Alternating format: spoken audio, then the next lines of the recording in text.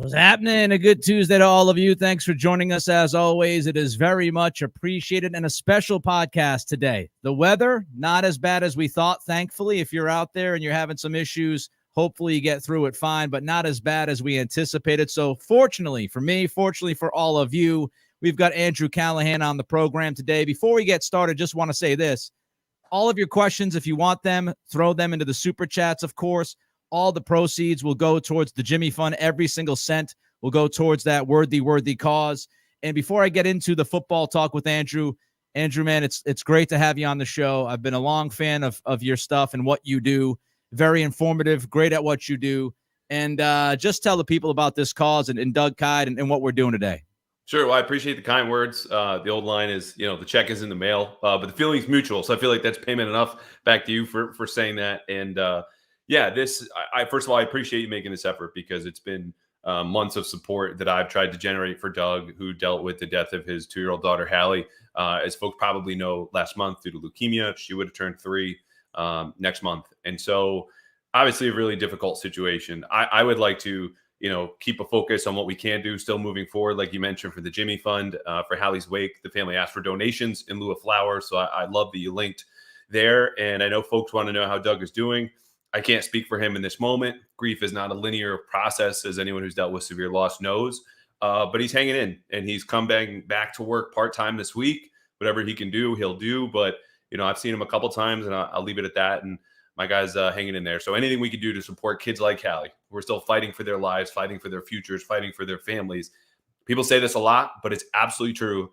Every dollar, every cent counts. Whatever you could do is absolutely appreciated. Yeah, so again, if you want to contribute to the fund, you can throw that into a super chat. And of course, if you want to be technical about it and maybe a little bit selfish, if you want your question to get to Andrew first and foremost, you could throw the super chat in. You jump the line, we go to you first. So you can do that as well. All right, let's get into the football. And as Andrew mentioned, in the description of this podcast on the YouTube channel, we have the link that you can click onto. That link, go directly to the Fund Me page, and you could contribute that way as well if you don't want to send a super chat. Let's get into the football, Andrew. So Jonathan Jones over the weekend from CBS, he wrote that the Patriots have nobody, absolutely nobody, listed as the primary football executive. Is this Wolf, Highsmith front office more probationary than long-term commitment? I think so. And I wrote that he's basically been put into a de facto GM role after Ian Rappaport initially reported, stuff that you'd hear and you're watching the moves, you're like, no one would really do this, whether it's hiring Highsmith or bringing in ex-Browns and Packers coaches, like you get a bonus and they come with lottery tickets with like slanted odds, unless Elliott was in charge. So that obviously is the case right now. I'm not sure the protocols as far as having a person listed. What he mentioned is something that most people don't know about. The league has a list of your head of football operations. Whatever your title is, you need to file with the league. When we need to call someone, give us a name. And so there's no one on that list right now. And it could be, VP of football operations, GM, whatever it might be. His title as director of scouting has not changed, but his power is such that he should belong on that list.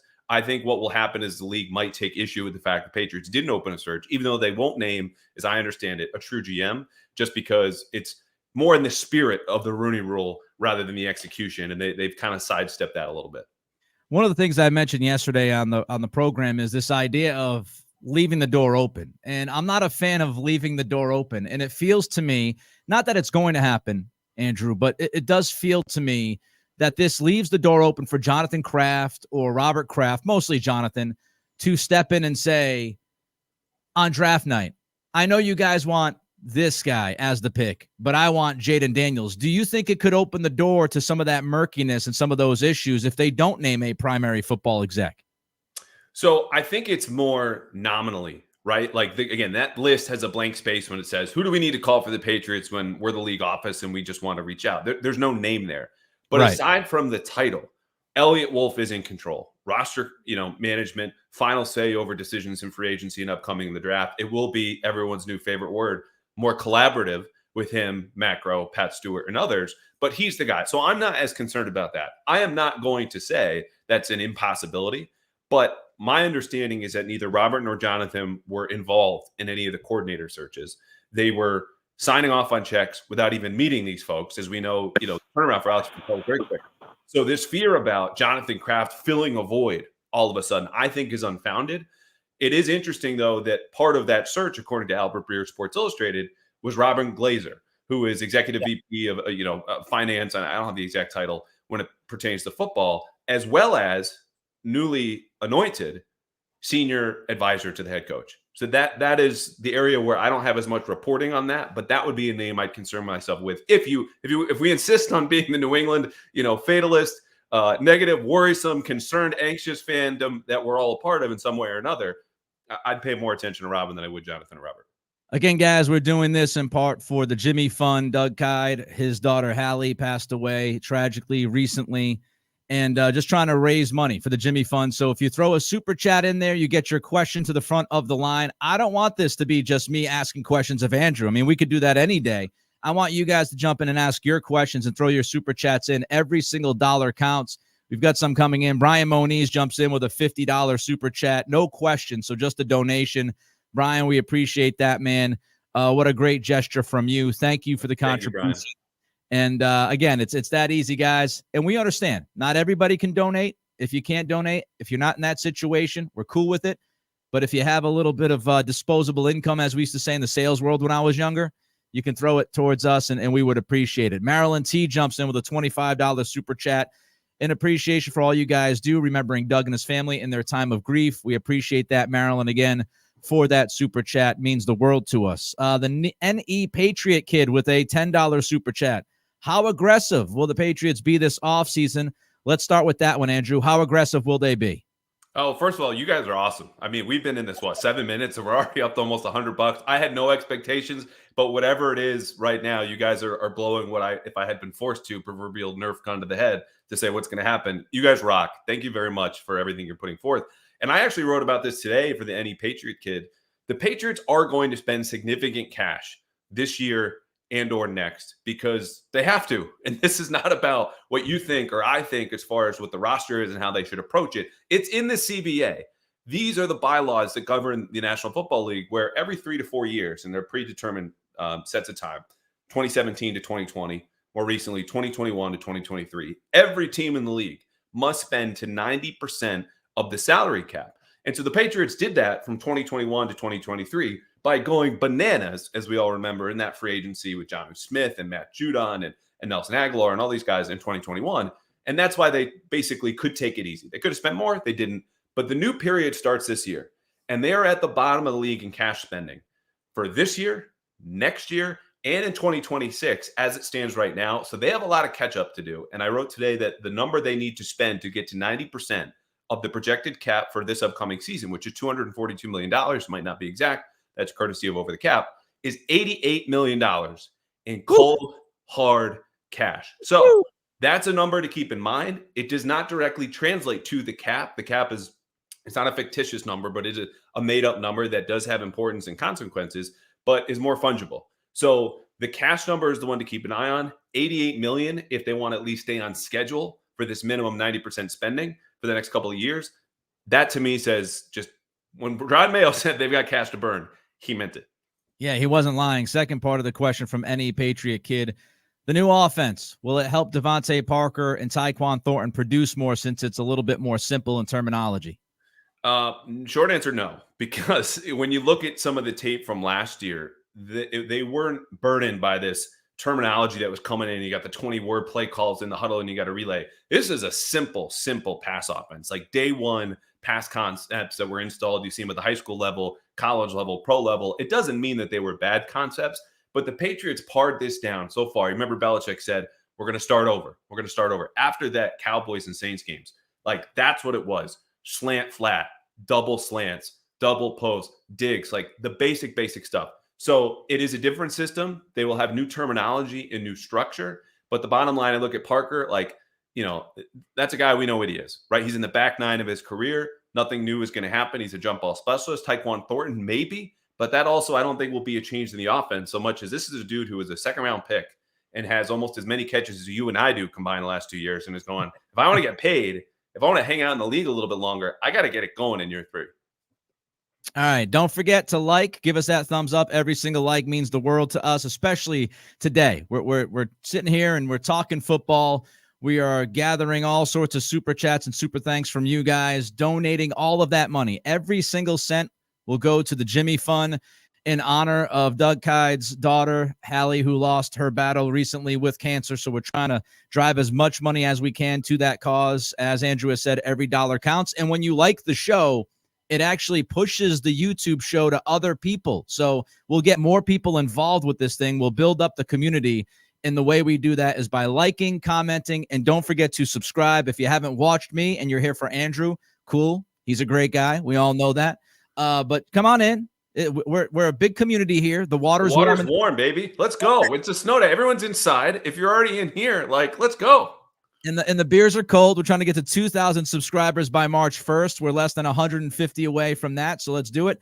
Like, comment, and subscribe. Couple of super chats. And of course, if you want to get your question into Andrew about the Patriots, anything Patriots oriented, you can throw it into the super chat. You will jump the line. Casey Reed, he says with the $50 super chat, again, can't thank you guys enough for every dollar that you're sending us. Jumping on from SoCal just to drop some love for Hallie. We'll watch at lunchtime. So Casey's not even watching right now. He just jumped in, threw the donation in, and he's going to catch up a little bit later on. Daniel Perry comes in with a $10 super chat. Thank you, Daniel. We appreciate it as always. Scott M jumps in with a $20 super chat and says, cancer sucks. Indeed, it does. I'd use different language if YouTube wouldn't kick me off. But yeah, cancer sucks bad. So appreciate, Scott, the super chat. And SDito62, who watches this show an awful lot, listens an awful lot, jumps in with a $10 super chat. So we appreciate that super chat and that $10. And we've got more. So let's keep going. We've got the Aura Jones with a $10 super chat. Any thoughts on who the wide receivers coach will be next year? Is it weird that they've hired an assistant wide receivers coach first? Yes, it is weird. Can't confirm. And as far as the receivers coach, it's interesting because obviously the entire offensive staff has been overhauled with the exception of 3 positions they have not filled: running backs coach, tight ends coach, and wide receivers coach. But this is a new system, new philosophy, new network of coaches. And so I think the obvious name at the get-go was Chad O'Shea, who had been here for 11, 12 years in New England as the receivers coach, left to go to Miami with Brian Flores, was the OC. And just as every other OC that Brian Flores had in Miami, he got canned after 1 year. Since then, he's been in Cleveland working with Alex Van Pelt, Kevin Stefanski in that offense. But the fact that he has not been hired yet tells me that probably won't happen. He also has a title as pass game coordinator, and the Brown staff is kind of falling apart. So I'm sure Kevin Stefanski, anyone who's close to him, is going to give him a big bear hug and say, you're not going anywhere. And then you fall on Troy Brown, who's been in this position the last 3 years. I think naturally has caught a lot of flack for the lack of development. We talk about Tyquan Thornton. Jacoby Myers is a big win. Kendrick Bourne had a great 2021 season, appeared to be on the rebound this past year before tearing his ACL. But that's about it. And so if they wanted to move on from Troy, I would understand. If they didn't, because you believe this is more of a talent issue handed to Troy, and the clay he was handed was all stale and crisp, and you're not getting that to move as much, then maybe you keep him. But I know a lot of the offensive assistants, and I can't say this specifically for Troy, but their contracts were up. So this also might be a question of, do the Patriots want Troy Brown? And does Troy Brown want the Patriots? I don't have hard answers for either of those. As soon as I do, I will share them. But it's just something to keep in mind when you start throwing out names. And haven't heard anything about Bill O'Brien at Boston College looking at Troy Brown, which would be another kind of link. Offensive staff together last year. They know each other. Haven't heard any of that. Will Long, we did find out last night, tight ends coach. He's going to BC to be OC for Bill O'Brien. So that's a move the Patriots have to look at. Running backs coach, wide receivers coach, tight ends coach. They're still looking to fill those positions. Let's keep it rolling with the super chats. Every single cent goes to the Jimmy Fund. Devin Allen jumps in with a $20 super chat. How important is it to the Crafts that the team gets back to being buzzworthy? What can they do to get there, Andrew? So I think the Crafts would say it's the second most important thing in our lives, right after family. It's the Patriots winning football games, and then Buzz is tied for second. What's funny, though, is maybe it's just the climate as far as the Red Sox stock publicly has never been lower. And the Celtics are doing great, but everyone's giving them the same attitude as the Bruins of, okay, wake us up when it's the playoffs. We know how things go in the regular season. This needs to be different in May and June, not February dating back all the way to November. So the Patriots are still at the top of shows like BST, your show. My podcast is all Patriots, but you listen to talk radio, watch TV. They're still at the top. The thing is, I think it is important that they do get some buzz, and it's a good word because it's not just what's in the media, which can change. We're very fickle folks here in the media. But what are the jerseys you're selling in the pro shop right now? Like the top 2 jerseys are guys who got hurt in week 4, I would presume. Matt Judon and Christian Gonzalez, who we've not seen since October. And one's a rookie who's only played 4 games. So I think what you can do is to start signing players like T. Higgins or maybe a Michael Pittman or taking a new quarterback. We're like, that solves the jersey issue from day one. Everyone's going to get Jane Daniels, number 3, 1, whatever he wants to wear.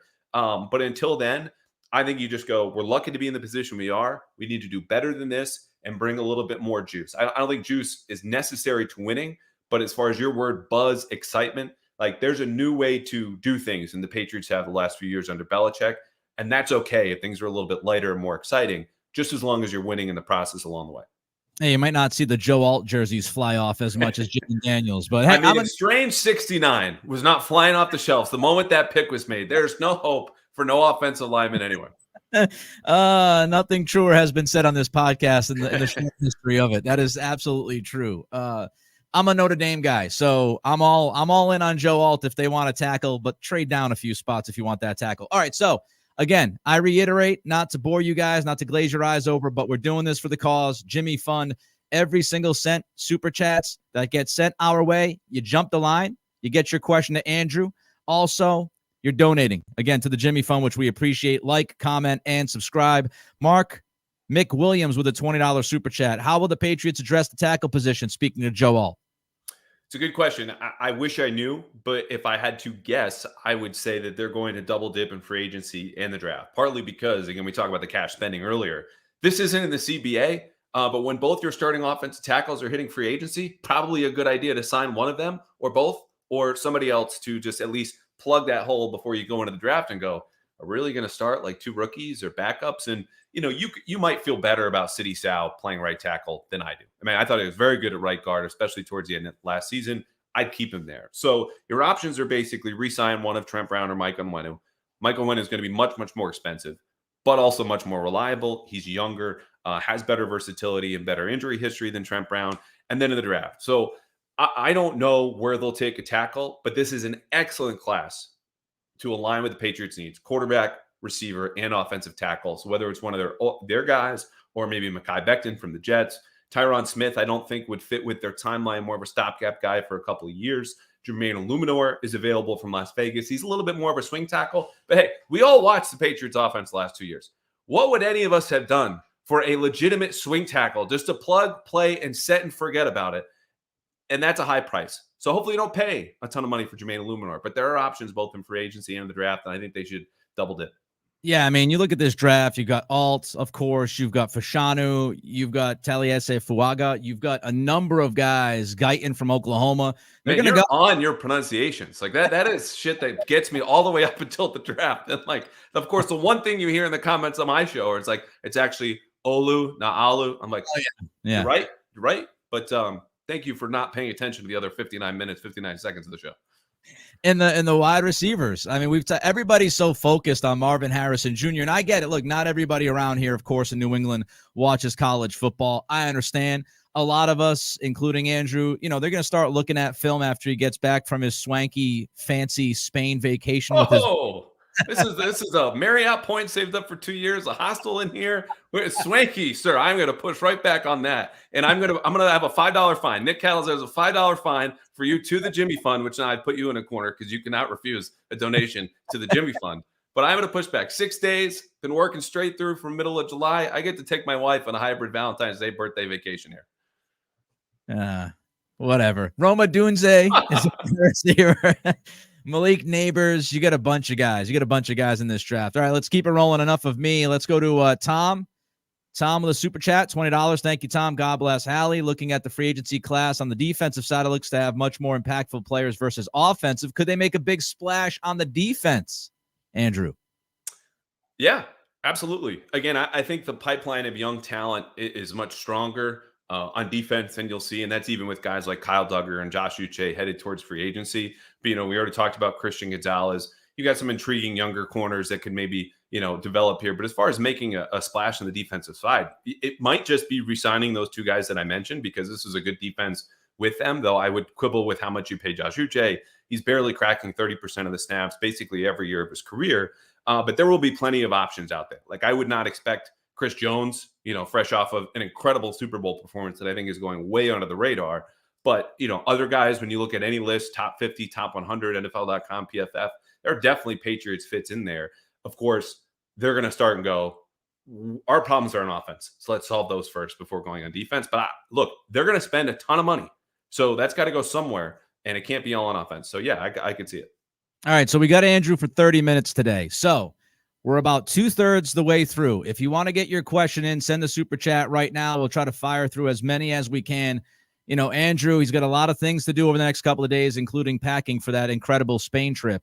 Let's go to Mr. Snoopy A, just a $5 super chat for the cause. Thank you. We appreciate it. Again, guys, every cent counts. Me and Andrew aren't sitting here charting people, but that person only sent $2. Whatever you can send, every single cent counts, so we appreciate it. Let's go on to Justin TF Patriot. Will the Patriots use the franchise tag? Both of you do great work. Keep it up. Bleep cancer. Well, thanks for the super chat, Justin. And the question to you, Andrew, franchise tag, what do they do?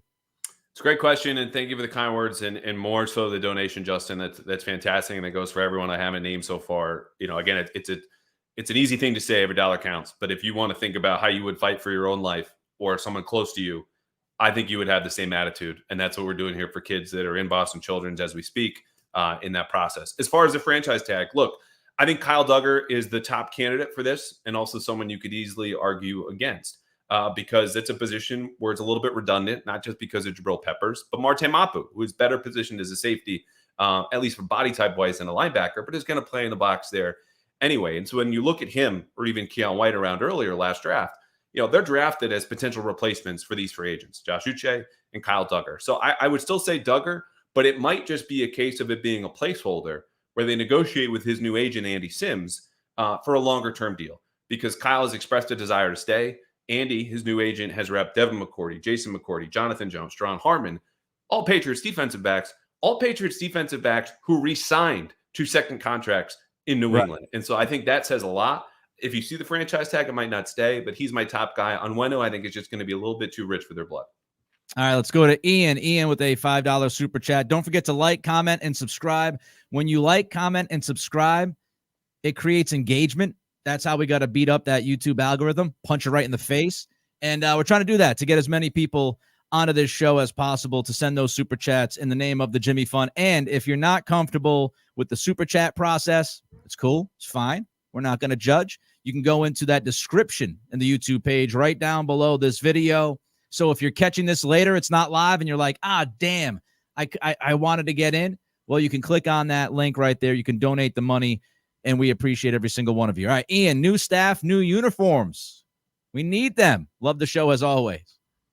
I'm in. I'm completely in. I don't even think you need a total overhaul, though I think the Patriots uniforms are absolutely top 5 most boring in the league. Just bring the silver pants back, baby. Like, we need some sort of balance. They're painting with one color on the palette.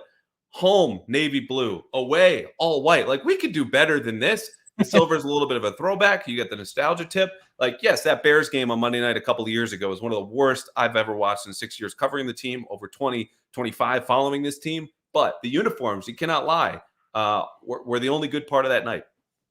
Just to make sure people appreciate this, Andrew talking fashion when he's got a flannel, a white T-shirt underneath, and a beanie cap, and I'm sitting here with a Boston Bruins sweater that's ripped like a la Bill Belichick around the freaking neck.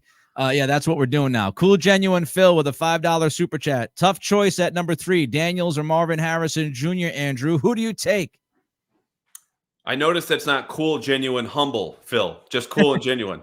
Thank you, Phil, very much for the $5. Look, I go with Daniels, and it's really just based on the impact and the power of the quarterback position. Many people have made this point. Patrick Mahomes didn't drag that Chiefs roster, which had an elite defense that kneecapped the Dolphins, the Ravens, obviously the 49ers, the Bills in the process, all in the playoffs, all elite offenses. But with the skill position talent around him, Patrick Mahomes was able to do enough in a way that matters more than any one receiver could do. You can double receivers. There's not a whole many solutions for an elite quarterback in the modern league. So I take him. The one thing I'll say, though, is this, because this is a necessary qualifier, and this is how they're thinking in the front office at One Patriot Place. Can we trust this person to be a quarterback all the time, to drive our culture in and out, first in, last out, publicly, work ethic. How's he going to be with his teammates? When things are bad, how is he going to react? I'm not saying this is a negative on Jaden Daniels. I don't know Jaden Daniels. But those are the things that come into consideration more than they would with a receiver. Scheme fit, attitude, talent level, investment. Quarterback is much, much more than that. So there's a lot more to consider when you just go, do we want to take Jaden Daniels at 3? I would, based on the smaller factors, but they're all learning the process of the other things around him that matter when you're drafting a face of the franchise. The New England Patriot kid is back with his second super chat. We appreciate you. Will the Patriots sign a free safety this offseason to fill the McCourty role? If so, who do they target, or who should they target? Yeah, it's a good question. And the way the Patriots filled McCourty's role last year was just to rotate a lot of players into that spot, basically, except for Adrian Phillips. And they got burned sometimes. Other times it wasn't so bad because, when McCourty was here, they started with their scheme basically top down because of his elite range, instincts, read and react skills, his smarts. You could play single high where he's going to be the last line of defense and the only one you need. And they played single high basically more than the rest of the league. Last year, you saw them play a little bit more split safety or two high coverages. And so part of that was none of the safeties on the roster have the speed or the intellect or just the experience back there as McCourty did. But it also, when you rotated and only had one back there, kept them a little bit more unpredictable. So long answer made short. I don't have a single name in free agency. I think it would be best to keep a guy like Kyle Duggar around and you run it back with these safeties. But it is absolutely worth noting, whether it's him, Peppers, who played some free safety in Cleveland at the start of his career, or Marte Mapu, they don't fit the free safety mold. So how are you going to evolve your defense? How are you going to evolve what you ask them to do? Those are questions to be answered. But if you don't bring in Kyle Duggar back, then absolutely go get one of those typical free safety players. All right, David with the super chat, $5 super chat. If we trade down, and we should, in my opinion, who do you see as a likely veteran quarterback that can get us to above 8 wins? Whew. The short answer is Kirk Cousins, right? Because he's just the best quarterback available. And then you get into the conversation of how likely or practical is that, given Kirk Cousins probably just wants to sit on his butt in Minnesota, collect more checks, and just play there. He's got a young family. They've already abided by his completely guaranteed salary. The Patriots willing to do that. But the bigger part about this is whether it's Kirk Cousins or Jacoby Brissett, who many other people have stumped for, I'm on that bandwagon, is get him in here, is what's a talent like around him? Because you could have, Justin Herbert here. And we just saw what happened to the Chargers a year ago. And they got much better talent around him. They still couldn't get to 8 wins. So you need to build up the offensive line. You need to get just one, Nick, tight end under contract for next season and build out the worst receiving core in the league. That's a lot of to-do list. So if they don't get to 8 wins, it's not all on the quarterback. Just get one. Can we get one? Can we get one tackle? Can we get one tight end? That's all we're asking. Then we've got Siobhan, and I'm not really sure what denomination that is, what monetary denomination we've got. We've got an $800 super chat. Not sure. I don't know what that symbol means. So maybe somebody can help me out, but I'll have to do some math later on. But we appreciate very much so. Thank you very much, sir. All right, let's go to JN. JN, we got a couple minutes left. What are the Patriots' options at free safety in the draft and free agency? They missed McCourty last year. We just answered that question, JN. If you have another question because you had a super chat, send it to us quickly. If you've got another super chat, we'd appreciate it. Send another question, and we'll get to that because Andrew just answered all of it. Nick, you're running the show here. If you want to go a couple minutes later to get him some more questions, I'm not going to turn away any money. It's your show. I'm not sure how things normally go here, but I can stay a little bit longer. All right, so Andrew is being nice enough to spend a few more minutes here. If you guys have super chats, if you have not gotten them in just yet, send them our way. We'll go rapid fire. John Meehan with a couple of $2 super chats. We appreciate you. Says Snow Day Podcast. May or Daniels? He loves the content. So I like Drake May for now. And again, I say this not as someone who's watched zero. I've watched a little bit on all of these quarterbacks, but I like to reserve my final judgments until I've done, what I feel like is enough research on all of these guys. But whether you look physically, Daniels is an excellent athlete, had a tremendous season over there at LSU, but May is going to hold up and make certain throws like you see a Josh Allen, a Patrick Mahomes, to a degree, Justin Herbert, who right now is the most common comp for Drake May. And so I think it's not only just the consensus if he's a little bit higher, but I think he holds up a little bit better, where Jaden Daniels is running around and meeting defenders like he's the size of a Drake May, and he's much skinnier. So I think the injury risk is lower with a guy like Drake May. You just wonder how much of what he did last year with the bad North Carolina team is he needs to put the team on his back. That led to bad habits. Can you unlearn them? but the traits there are better, in my opinion, than Jane Daniels. That to me gives him the edge. Gregory jumps in here. He really liked you saying you got a couple more minutes, Andrew, because he chipped in with a $50 super chat towards the Jimmy Fund. Thank you, Greg. Can't say enough about that, Gregory. He had a question. He didn't have a question for us, but he did have the donation. So we thank you. King Cato jumps in. King Cato 21 with a $5 super chat. Thoughts on Torrey Sorrentino for receivers coach? He's with Minnesota and worked with the Jags and has experience. Experience, always good. Tony Sorrentino, obviously working with Keenan McCardell, who's been out there in Minnesota. I know got an interview for their offensive coordinator job with the Patriots last year, and I think they might have hired him if they could pull him away as the receivers coach back then. But, this is speculation, discussion, just staying here between you, me, and our friends. And, I think Sorrentino would be fine, but I think the thing to keep in mind is, unlike the coordinator search where, okay, the longer things go, this might be more of an issue. You can wait longer on the receivers coach because Van Pelt is going to have an incredible list of ex-colleagues, at all these different stops and what he wants to do in the fit. And hopefully the price point isn't an issue with the receivers coach, whether it's Sorrentino or somebody else, and we're still here in a week just finding out who the receivers coach is. I think it's okay to wait because he's going to, I think, have a lot of options there to build out his staff. All right, JN came back with his question after the super chat a little bit earlier. Don't forget to like, comment, and subscribe if you're watching this, listening to this. We're trying to get to 2,000 subscribers by March 1st. That number means a lot to me. We're trying to get there and build the traffic.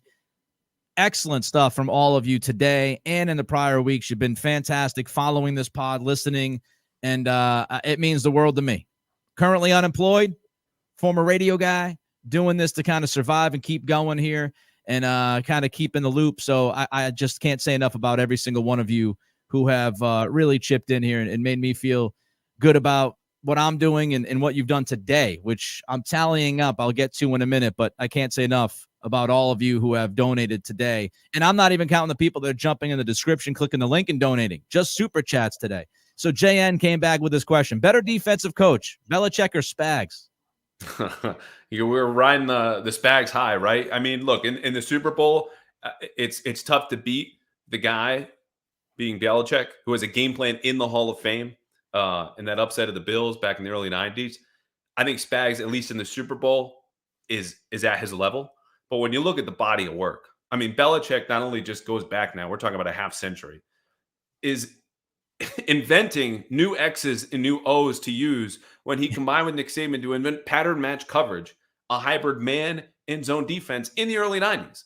And you can come up with small different adjustments or tweaks or techniques or checks and calls. This is a whole branch, a new tree of coverages that he invented. And so whether it's, the game plans against the Rams in the Super Bowl, or all of his Giants defenses or all the Patriots defenses we watched, you cannot argue, in my opinion, for a better defensive coach in NFL history than Bill Belichick.